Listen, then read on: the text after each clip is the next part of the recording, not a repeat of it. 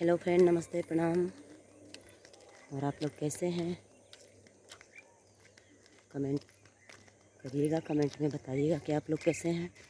और इस टाइम देख सकते हैं इधर क्या बोलते हैं, खेत में गेहूँ ये देख सकते हैं। देखिए बहुत सारे गेहूँ इसमें, उस समय में तो बहुत सारे गेहूँ इधर का हरा हरा भी काटने लायक नहीं है। आप लोग देख सकते हैं, देखिए।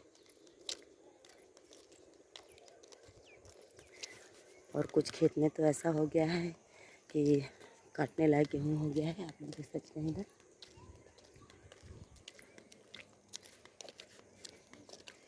इधर भी मैं दिखा देती हूँ आप लोगों को। अभी इस टाइम हम लोग जा रहे हैं थोड़ा कुछ काम से।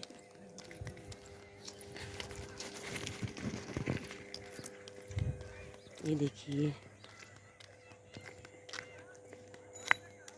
तो गेहूँ हम काटे लगते हैं तो क्या काटे थे लोग? ये तो ये डर पड़ना पड़े। तो फ्रेंड इधर देख सकते हैं, इधर क्या बोलते हैं, सरसों था, अभी वो कट चुका है। और खेत का सीन बहुत अच्छा लग रहा है देखने में, आप लोग देख सकते हैं।